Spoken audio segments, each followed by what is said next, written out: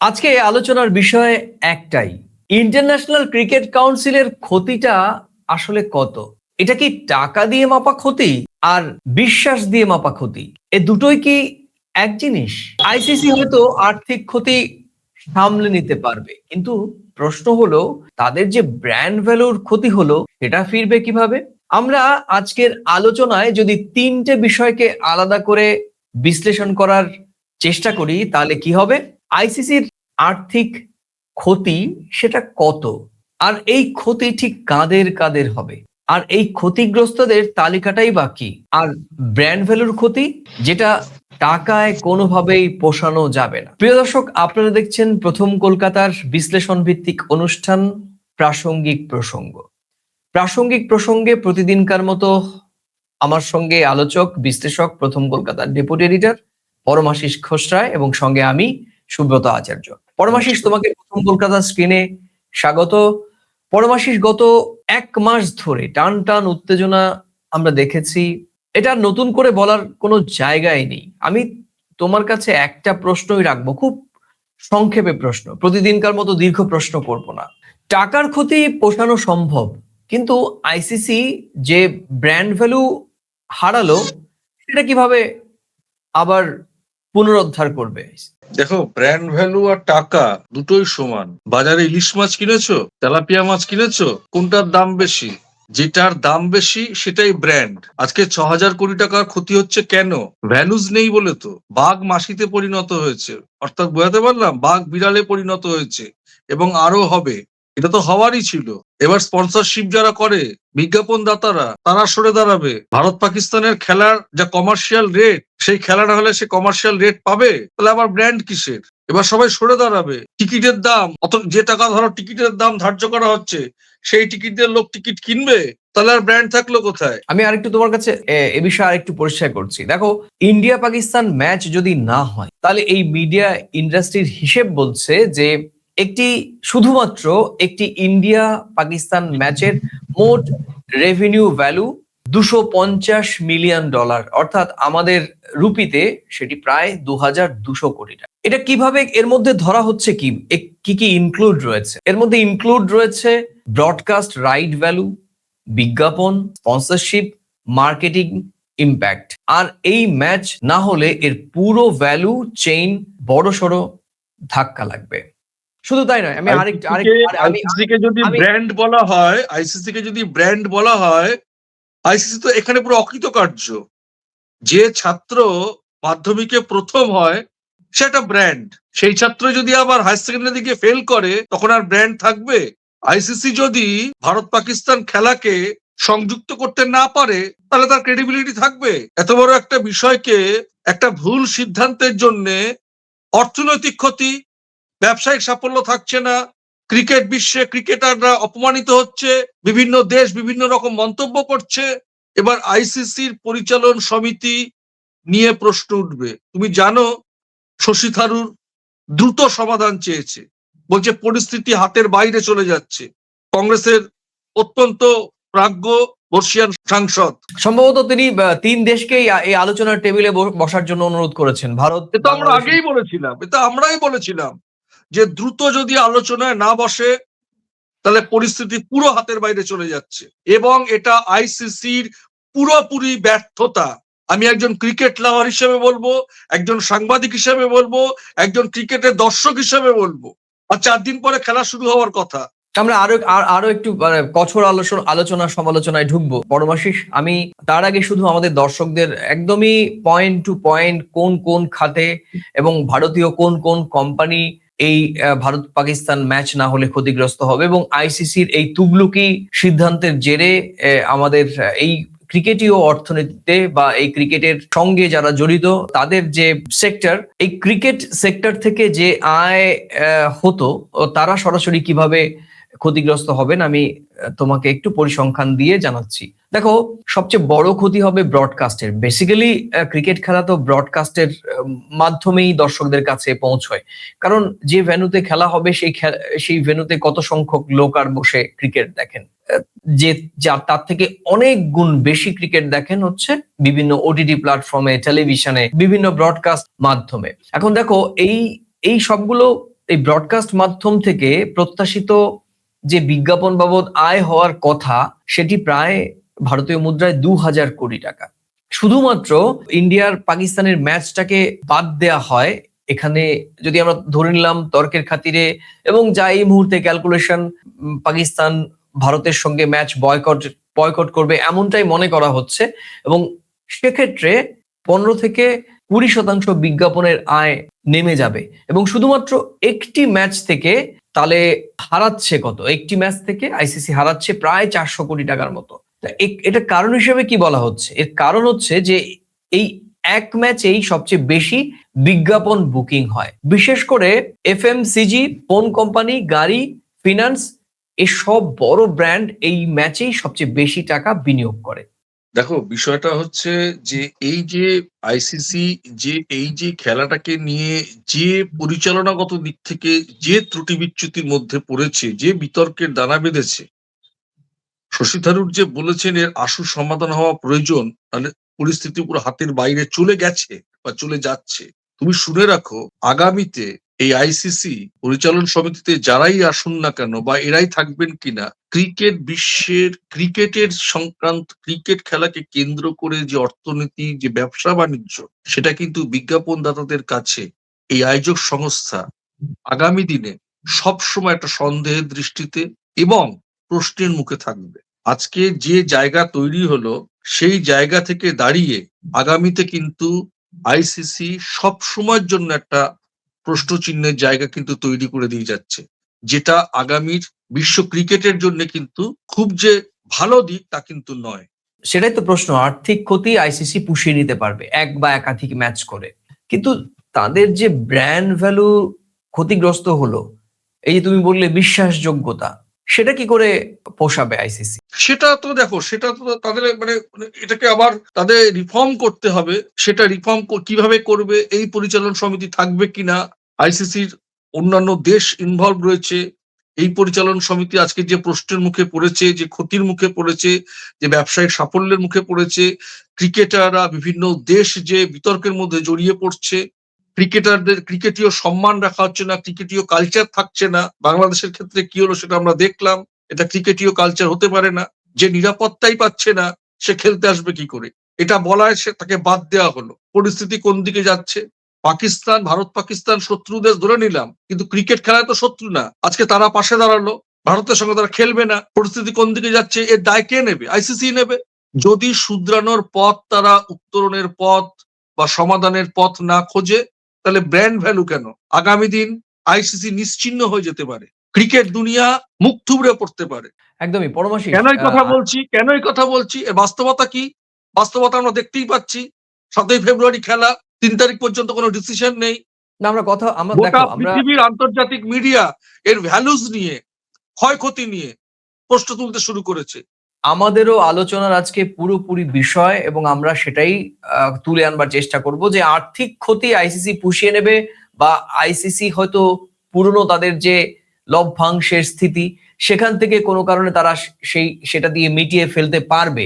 কিন্তু তাদের যে আন্তর্জাতিক ক্রিকেট মহলে গোটা বিশ্বে ক্রিকেট নিয়ন্ত্রক সংস্থা হিসেবে তাদের যে ভ্যালু, বিশ্বাসযোগ্যতা, সেটা যে পরিমাণ একেবারে নামতে শুরু করেছে, সেটা কিভাবে তারা আবার ওপরের দিকে নেবে, সেটাই হচ্ছে আমাদের আজকের আলোচনার মূল বিষয়। আমি তোমাকে আরেকটি তথ্য দিচ্ছি। আমরাও চেষ্টা করব তোমার আলোচনার ফাঁকে ফাঁকে আমরাও চেষ্টা করব, যেহেতু আমরা বারবারই বলছি আর্থিক ক্ষতি থেকে যে আইসিসির যে ব্র্যান্ড ভ্যালু সেটা কমেছে, আমরা পরিসংখ্যান দিয়ে আমরা বোঝানোর চেষ্টা করব যে ব্র্যান্ড ভ্যালু এবং আর্থিক ক্ষতি কিভাবে ব্যালেন্স করবে আইসিসি। দেখো, আইসিসি কিন্তু নিজেই, মানে শুধুমাত্র আইসিসির দেশগুলোকে, যারা ক্রিকেট খেলেন সেই দেশগুলোকে আইসিসি তাদের লভ্যাংশ বরাদ্দ করেন, এবং একটা বড় অংশ কিন্তু আইসিসি নিজের জন্য রাখে, কারণ আইসিসির একটা বিশাল স্টাফ আছে, সারা বছর তাদেরও স্টাফ চালাতে খরচ হয়, এবং সেখানেও বিশাল পরিমাণে আর্থিক একটা বরাদ্দ থাকে। আইসিসির তাহলে নিজের ক্ষতিটা কিভাবে হচ্ছে? দেখো, আইসিসির প্রথমে যদি আমি আইসিসির আয়ের উৎসটাকে ফাইন্ড আউট করি, তাহলে ক্ষতিটাও আমরা তুলে আনতে পারবো। যেমন আইসিসির প্রধান আয়ের উৎস হচ্ছে 3টে। একটা হচ্ছে মিডিয়া রাইটস, স্পন্সরশিপ, এবং আরেকটি হচ্ছে শেষ ইভেন্ট মার্কেটিং। এই 3টে পয়েন্ট থেকে আইসিসি তাদের মূল আয় করে থাকে। এখন প্রশ্ন আসছে, পরমাশিস যদি ম্যাচ না হয় তাহলে মিডিয়া রাইটস চুক্তি পুনরায় আবার আলোচনায় বসতে হবে, স্পন্সর ভ্যালু সেটা কমে যাবে এবং বিজ্ঞাপনদাতারা বা যারা স্পন্সর করছেন তারা হয়তো টাকা নাও দিতে পারেন বা বলতে পারেন যে না দেখো আমরা 1 কোটি টাকাতে তোমাদের সঙ্গে কথা বলেছিলাম, ঠিক আছে সেখানে আমরা তোমাদেরকে 20 লাখ বা 50 লাখ টাকা দিচ্ছি যেহেতু কমিটেড। আবার একই সঙ্গে টুর্নামেন্টের সামগ্রিক বাণিজ্যিক একটা মূল্যও কমবে, কারণ ওই যে লাস্ট যে তথ্যটা সেটি হচ্ছে ইভেন্ট মার্কেটিং। ইভেন্ট মার্কেটিং এর বিষয়টিও একটা বড় বিষয়, কারণ এই ইভেন্ট মার্কেটিংটা কিন্তু পুরো একটা চেইন শুরু থেকে শেষ পর্যন্ত। এর মধ্যে ইভেন্ট মার্কেটিং এর মধ্যে কিন্তু media sponsorship, media rights sponsorship এবং গোটা ইভেন্টের সঙ্গে যারা যুক্ত রয়েছেন সেই সমস্ত বিষয় থাকে। ফলে আইসিসির কিন্তু সামগ্রিকভাবে কেন্দ্রীয় আয় যেটা সেটাও কিন্তু কমে আসবে একটি ম্যাচ না হলে। শোনো, মূল মোদ্দা কথা হচ্ছে যে জিনিসের কমার্শিয়াল ভ্যালু না থাকবে সেখানে মিডিয়া রাইটস, আমি তোমার খেলা দেখাবো না, দেখবো না, দেখাতে চাই না। যে জিনিসের জমাটি ব্যাপার না থাকে, ভারত পাকিস্তান খেলা বড় বড় সংস্থা দেখাতে চায়, ব্রডকাস্টিং সংস্থা। ভারত পাকিস্তান খেলা হচ্ছে না, ছোটখাটো ব্রডকাস্টিং সংস্থা তেল দিতে যাবে না। মূল বিষয়টা হচ্ছে কমার্শিয়াল ভ্যালু। কমার্শিয়াল ভ্যালু যদি না থাকে, সে কাকে মাইনে দিচ্ছে, কোন খাতে টাকা রাখছে, লভ্যাংশ রাখছে, লভ্যাংশ তো রাখতেই হবে। আমার মনে হয় কমার্শিয়াল ভ্যালু নয়, আমি তোমার সঙ্গে একটু দ্বিমত করছি। মূল বিষয়টি হচ্ছে ফেস ভ্যালু, বিশ্বাসযোগ্যতা। কমার্শিয়াল ভ্যালু ওই না না না, কমার্শিয়াল ভ্যালু মানে কি? কমার্শিয়াল ভ্যালু বলতে চাইছি যে আজকে আইসিসি যদি ভারত পাকিস্তান খেলা সংগঠিত করতে পারে, ধরো ইএসপিএন চ্যানেল, কথার কথা বলছি, তাদের চ্যানেলে ইএসপিএন বড় বড় খেলা দেখায়, তা এই জাতীয় খেলা দেখাতে গেলে কমার্শিয়াল ভ্যালুস, বিজ্ঞাপনের যে টাকা ধার্য হবে, ভারত পাকিস্তান খেলা না হলে সেই টাকা কি ধার্য হবে? ইএসপিএন খেলা দেখাতেই রাজি হবে না। মূল তো হচ্ছে অর্থ রোজগার, সে অর্থ দিয়ে সে ইএসপিএন তার খেলা করে, আমি বলছি ইএসপিএন খেলা দেখাবে কি করে, কারণ তার খেলা দেখিয়ে তো তাকে বাণিজ্য করতে হবে। স্পন্সরশিপ অবশ্যই ভারত পাকিস্তানের টান টান উত্তেজনাই না থাকে, 22 গজের না যুদ্ধই থাকে। না, মূল ব্যাপারটা তো তাই, মূল ব্যাপারটা তো জমজমাটি খেলা। ইএসপিএন কে তো আর কেউ ডোনেট করবে না, কোনো বিজ্ঞাপন ডোনেট করবে না, রাইট। জমাটি খেলা। ভারত পাকিস্তান খেলা না হলে ইএসপিএন রাজিও হবে না, আর ভারত কথার কথা পাকিস্তান বলছি। তুমি আমরা কেউ টেলিভিশনের সেটের সামনে বসবো, আমরা বসবো না তো। আমরা টাকা খরচা করে, ইন্টারনেট খরচা করে দেখবো, আমাদের এখন সময় মূল নষ্ট। বিষয় হচ্ছে এই অর্থনৈতিক ধস, বিশ্বাসযোগ্যতা হারানো, আমি একটা সব কারণটা কি? কথা সব বলি, কারণটা মস্তিষ্ক প্রসূত। আমরা কোন ইগো কাজ করছে, কোন ইগো কাজ করছে। পরমাশিস, আমি এই খেলা নিয়ে আমি একটা কথা বলছি, তুমি আমরা রোজ চিৎকার করি বাংলাদেশের বিরুদ্ধে, পাকিস্তানের বিরুদ্ধে, কিন্তু ভারত পাকিস্তান খেলা না হলে আমরা ভারতীয়রা কতজন মানুষ খেলা দেখবো বলো তো? বুকে হাত দিয়ে বলতে পারবে কতজন শোনো, মানুষ খেলা ভারত দেখবে? পাকিস্তানের খেলা হলে দিনের বেলায় হোক আর রাতের বেলায় হোক রাস্তায় লোক থাকে না। এই যে যারা এটা পরিচালনা করছে তাদের মাথায় কি আছে, কেন এত ইগো? তোমার একটা মনে আছে, আমরা গত কয়েকদিন আগে একজনের সঙ্গে কথা বলেছিলাম, ওই ভদ্রলোক বলছিলেন যে এই ভারত পাকিস্তান খেলা না হলে আমরা পাকিস্তানকে হারাবো, সেই মজাটা কি করে নেব পরমাশিস? স্বাভাবিক। সেই আনন্দটা কি করে নেব? কিংবা পাকিস্তানের মানুষ যদি ভারতকে হারায় সেই আনন্দটা তারা কিভাবে উপভোগ করবে দেখবেন পাকিস্তানের সাধারণ মানুষ? এই যদি বলো যে আমি ভারতীয়, অবশ্যই আমি পাকিস্তানকে হারাতে চাই, সেই আবেগটাই যদি আইসিসি বুঝতে না পারে, বোঝাতে না পারে, আবার পাকিস্তানও বলবে আমি ইন্ডিয়াকে হারাতে চাই। এটাই তো খেলার মজা, এটাই তো কমার্শিয়াল ভ্যালু। সেটা যারা পরিচালনা করছেন তারা কিভাবে, কোন নীতিতে, কোন আদর্শে, কোন সিস্টেমে, কি কারণে এসব হচ্ছে?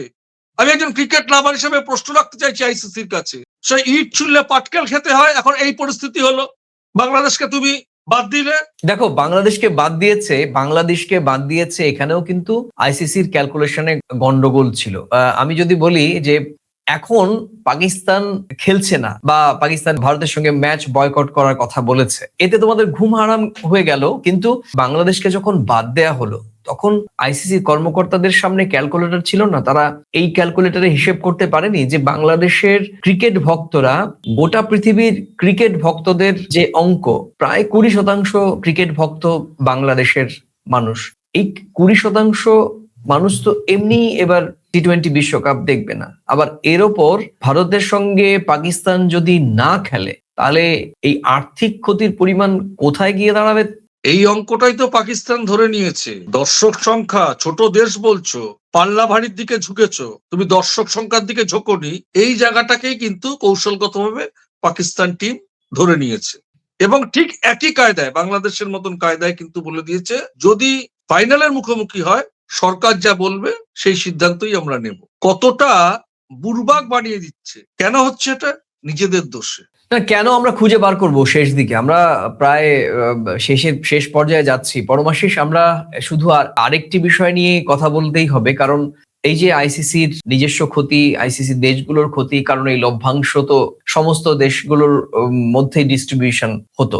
পাকিস্তানেরও কিন্তু ক্ষতি, আমরা শুরু থেকেই বলেছি যে পাকিস্তান ভারতের ম্যাচ বয়কট করলে পাকিস্তানের ক্ষতি হবে 3 দিক থেকে। কিভাবে হবে? সেটা হচ্ছে যে প্রথমে আইসিসির যে নিজস্ব রেভিনিউ শেয়ারিং সেটা কমবে, এবং খুব সম্ভবত ভারতের সঙ্গে ম্যাচ বয়কট করলে পাকিস্তানকে কিন্তু আর্থিকভাবে জরিমানাও করতে পারে আইসিসি, এবং সেই দিকেই হাঁটছে। কারণ গতকাল থেকে আমরা দেখেছি যে আইসিসির অতি সক্রিয়তা পাকিস্তানের দিকে, হয়তো তাদেরকে কনভিন্স করার চেষ্টা করা হচ্ছে। এবং একই ক্রাইসিস সঙ্গে ম্যানেজার পাঠিয়েছে এখনো? একটু ক্রাইসিস ম্যানেজার পাঠাক না, সবাইকে নিয়ে মিটিং করুক, কোনো ফল হবে না, ক্যাচা কলা দেখতে পাবে। পাকিস্তানের যে একটা কমার্শিয়াল ক্রেডিবিলিটি আন্তর্জাতিক বাজারে, সেটিও কিন্তু পাকিস্তানের দিক থেকে হ্রাস হওয়ার সম্ভাবনা আছে। ক্রিকেট ব্যবসাকে একটা মন্দার দিকে ঠেলে দিল আইসিসি, এই জাতীয় সিদ্ধান্ত এবারের এই বিশ্বকাপের আগে। এটা কিন্তু ইতিহাস হয়ে থাকলো।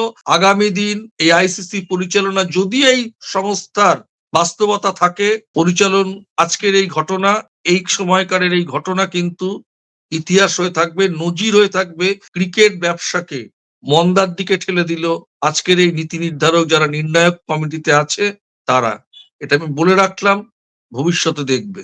দেখো, আমরা শুরুতেই বলেছি যে আইসিসি তাদের আর্থিক ক্ষতি পুষিয়ে নিতে পারবে, কিন্তু ব্র্যান্ড ভ্যালু আর আইসিসি ব্র্যান্ড মানে হচ্ছে 3টে বিষয়ের উপর দাঁড়িয়ে: 1 নিউট্রাল, 2 ফেয়ার এবং অ্যাপলিটিক্যাল। এই 3টেকে নিয়ে এখন একটা পারসেপশন তৈরি হচ্ছে।